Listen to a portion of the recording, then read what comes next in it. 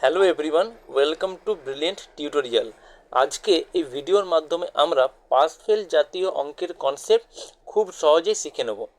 দেখো, এখানে বলেছে রাজীব একটি পরীক্ষায় 20% নম্বর পায় এবং 11 নম্বরের জন্য ফেল করে।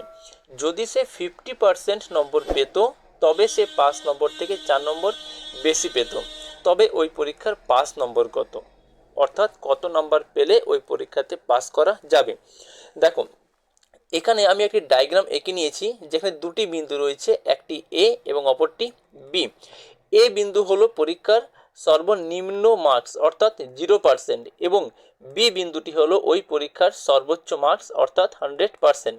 এখন এই বাম দিকের অঞ্চলটি হচ্ছে আমাদের ফেল করা অঞ্চল, ঠিক আছে, ফেল করা অঞ্চল, এবং এর ডান দিকের অঞ্চলটি হচ্ছে আমার পাস করা ছাত্রের অঞ্চল, অর্থাৎ যে পাস করেছে তাদের নাম্বার এই ডান সাইডে বসবে। এখন কি বলেছে, একটি ছেলে 20% নম্বর পায় এবং 11 নম্বর জন্য ফেল করে। যেহেতু ফেল করেছে তাই তার নাম্বারটা বাম দিকে বসাবো, ঠিক আছে। মনে করো এটা হচ্ছে আমার 20% নাম্বার, ঠিক আছে। তাহলে 20% নাম্বার নিয়ে সে ফেল করেছে। কত নাম্বার জন্য ফেল করেছে? 11 নাম্বারের জন্য ফেল করেছে, অর্থাৎ পাস মার্ক থেকে সে 11 কম পেয়েছে। তাহলে এই গ্যাপিংটা হবে আমার কত মার্কস? 11 মার্কস। এই গ্যাপিংটা হচ্ছে 11 মার্কস। ঠিক একই রকমভাবে ওই ব্যক্তি যে 50% নাম্বার পেত তাহলে 4 নম্বর বেশি পেতে হতো, ঠিক আছে। অর্থাৎ সে পাস করেছে, তাহলে পাসের অঞ্চলে আমি দিলাম কত পার্সেন্ট? 50%। তাহলে 50% পাওয়ার জন্য তাকে 5 নম্বর থেকে কত বেশি পেতে হবে? 4 নম্বর বেশি পেতে হবে, অর্থাৎ 5 নম্বর থেকে সে 4 নম্বর বেশি পেয়েছে। এখন 20% থেকে 50% যাওয়ার জন্য কত পার্সেন্ট নাম্বার বাড়াতে হবে? না, 30% নাম্বার বাড়াতে হবে, অর্থাৎ এই গ্যাপটা হচ্ছে আমার কত পার্সেন্ট? না 30%, ঠিক আছে। শতকরার দিক থেকে এই গ্যাপটি হচ্ছে 30% এবং অ্যাকচুয়াল ভ্যালু হচ্ছে কত? না দেখো, এই ছোট্ট গ্যাপটা আমি কালারটা একটু চেঞ্জ করে নিই, ঠিক আছে। এই ছোট্ট গ্যাপটা হচ্ছে 11 এবং এই ছোট্ট গ্যাপটা হচ্ছে 4, অর্থাৎ এই টোটাল গ্যাপটা কত আমার কাছে? এই টোটাল গ্যাপটা হচ্ছে 11 এবং 4 কত? 15।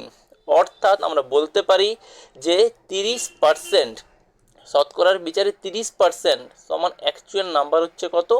15। 30% সমান কত? 15। 1% সমান কত হবে?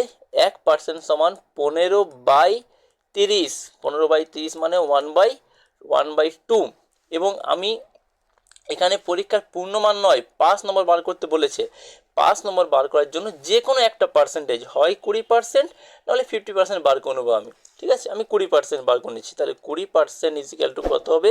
না 20% ইজিক্যাল টু হবে 1/2 ইন্টু 1/2 ইন্টু 20, অর্থাৎ কত? 10, ঠিক আছে। অর্থাৎ কোনো ব্যক্তি, ঠিক আছে, 20% নাম্বার পেয়েছে, তার অর্থ সে 10 নাম্বার পেয়েছে।